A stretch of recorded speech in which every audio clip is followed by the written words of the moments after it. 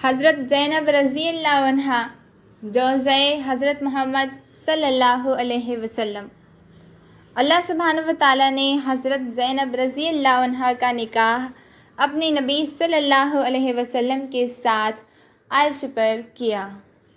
بسم اللہ الرحمن الرحیم۔ السلام علیکم ورحمۃ اللہ وبرکاتہ۔ آج کا ہمارا عنوان ہے حضرت زینب رضی اللہ عنہ اور حضرت محمد صلی اللہ علیہ وسلم کا نکاح عرش پر کیسے ہوا۔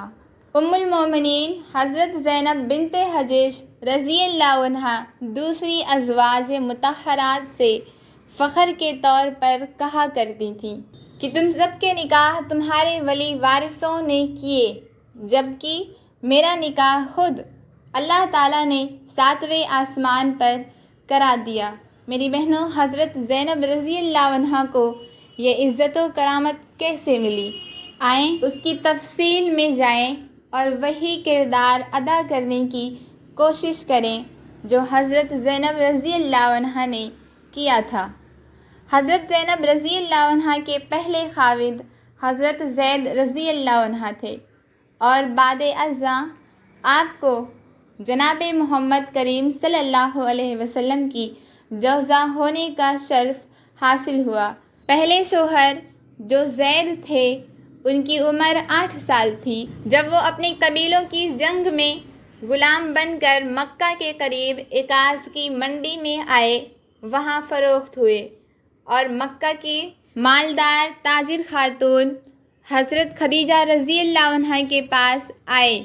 جب اللہ کے رسول صلی اللہ علیہ وسلم نے حضرت خدیجہ بنت خویلد رضی اللہ عنہ سے شادی کر لی تو آپ صلی اللہ علیہ وسلم کو زید کی عادات بڑی پسند آئی، چنانچہ آپ صلی اللہ علیہ وسلم نے اپنی جوزہ محترمہ سے زید کو مانگ لیا۔ جب زید آپ صلی اللہ علیہ وسلم کے پاس آئے، اس وقت ان کی عمر 15 سال تھی۔ کچھ عرصہ بعد زید کے گھر والے جو زید کی تلاش میں تھے، انہیں پتہ چل گیا کہ زید تو جناب محمد کریم صلی اللہ علیہ وسلم کے پاس ہے۔ چنانچہ جناب زید کے باپ، چچا اور ایک بھائی انہیں لینے کے لیے آئے اور جناب رسول کریم صلی اللہ علیہ وسلم سے کہا کہ آپ ہم سے جو رقم لینا چاہتے ہیں ہم دے دیں گے، مگر ہمارا بیٹا ہمارے حوالے کر دو۔ آپ صلی اللہ علیہ وسلم نے فرمایا، اس سے پوچھ لو، اگر یہ تمہارے ساتھ جاتا ہے تو ویسے ہی لے جاؤ۔ جب زید رضی اللہ عنہ سے پوچھا تو انہوں نے جانے سے انکار کر دیا اور کہا کہ جناب محمد کریم صلی اللہ علیہ وسلم کے ہاں رہنے سے جو مزہ ہے وہ ماں باپ کے ہاں کہاں۔ چنانچہ زید کے ورثائے مطمئن ہو کر واپس چلے گئے۔ اس کے بعد آپ صلی اللہ علیہ وسلم نے زید کو ہمراہ لیا، کعبہ میں آئے اور سب لوگوں کے سامنے اعلان کر دیا کہ زید آج کے بعد آزاد ہے، میرا متبنہ یعنی منہ بولا بیٹا ہے، یہ میرا وارث ہے۔ لہٰذا اس کے بعد لوگوں نے زید کو زید بن محمد صلی اللہ علیہ وسلم کہنا شروع کر دیا۔ اس کے بعد اللہ کے رسول صلی اللہ علیہ وسلم نے زید کے نکاح کے لیے اپنی ہی خاندان میں سے اپنی سگی پھوپھی کی بیٹی زینب بنت حجیش رضی اللہ عنہ کا رشتہ طلب کیا۔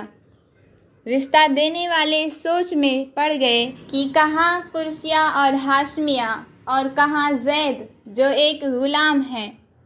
قریب تھا کہ یہ رشتہ ناممکن ہو جاتا، لیکن جب حضرت زینب رضی اللہ عنہ اور اس کے گھر والوں کو معلوم ہوا کہ اس میں اللہ کے رسول صلی اللہ علیہ وسلم کی رضا شامل ہے، بلکہ اللہ سبحانہ و تعالیٰ کی رضا بھی اس میں شامل ہے، تو حضرت زینب رضی اللہ عنہ سمیت سب گھر والے مان گئے اور یوں نکاح ہو گیا۔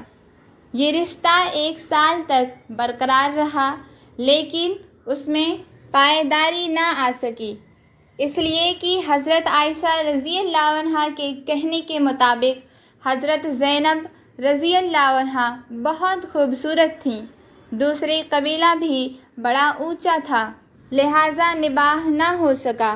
آخر کار حضرت زید رضی اللہ عنہ جو خود بھی بلند مرتبہ بیوی سے دبے دبے رہتے تھے، طلاق دینے کا فیصلہ کر بیٹھے۔ اپنے اس فیصلے پر عمل درآمد کرنے کے لیے انہوں نے اللہ کے رسول صلی اللہ علیہ وسلم سے مشورہ کیا۔ آپ صلی اللہ علیہ وسلم زید رضی اللہ عنہ کو منع کرتے تھے کہ ایسا نہ کرو، لیکن اللہ کے رسول صلی اللہ علیہ وسلم کو اپنے رب کی طرف سے اشارہ مل گیا کہ زینب تمہارے نکاح میں آنے والی ہے۔ اللہ کے رسول صلی اللہ علیہ وسلم کو یہ فکر دامن گھیر تھی کہ اگر زید نے طلاق دے دی اور مجھے نکاح کرنا پڑا تو لوگ طوفان کھڑا کر دیں گے کہ دیکھو محمد صلی اللہ علیہ وسلم نے اپنی مطلقہ بہو سے شادی کر لی۔ ادھر حضرت زید بار بار آپ صلی اللہ علیہ وسلم کے سامنے حضرت زینب کے شکوے کرتے، جن میں لامحالہ یہ شکوہ سرفہرست تھا کہ حضرت زید کو بحیثیت خاوند و احترام نہ مل سکا جو وہ چاہتے تھے۔ شکووں پر رسول اللہ صلی اللہ علیہ وسلم انہیں صبر کرنے کا کہتے اور گزارا کرنے کا مشورہ دیتے اور سمجھاتے، لیکن آخر کب تک؟ آخر کار معاملہ جب بہت بڑھ گیا تو جناب زید رضی اللہ عنہ نے اللہ کے رسول صلی اللہ علیہ وسلم سے مشورے کے بعد طلاق دے دی۔ جب عدت پوری ہو گئی تو اللہ تعالیٰ نے فرمایا فَلَمَّا قَضَىٰ زَيْدٌ مِّنْهَا وَطَرًا جَوَّزْنَاكَهَا لِكَيْ لَا يَكُونَ عَلَى الْمُؤْمِنِينَ حَرَجٌ فِي أَزْوَاجِ آبَائِهِمْ إِذَا قَضَوْا مِنْهُنَّ وَطَرًا وَكَانَ أَمْرُ اللَّهِ مَفْعُولًا۔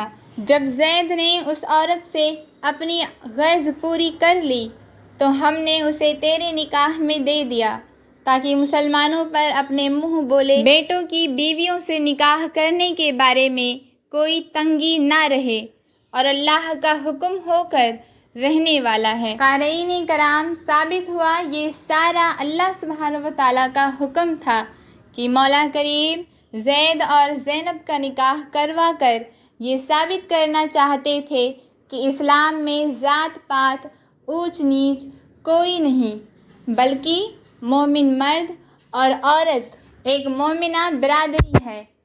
اس کی بنیاد پر آپس میں رشتے ناطے ہو سکتے ہیں۔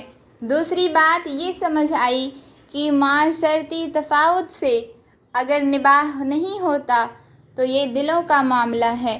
اللہ سبحانہ و تعالیٰ نے یہاں بھی راستہ رکھا ہے کہ ٹھیک ہے پھر طلاق کے ذریعے ایک دوسرے سے الگ ہو جاؤ۔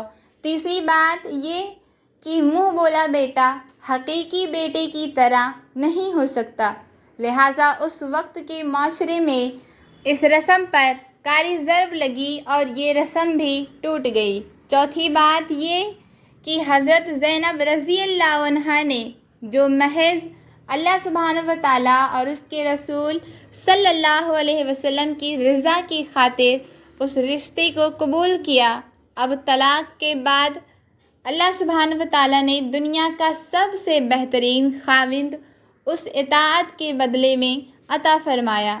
جی ہاں، حضرت زید رضی اللہ عنہ کے مقام کا بھی اندازہ کرو کہ سارے قرآن میں اللہ سبحانہ و تعالیٰ نے کسی صحابی کا نام نہیں لیا۔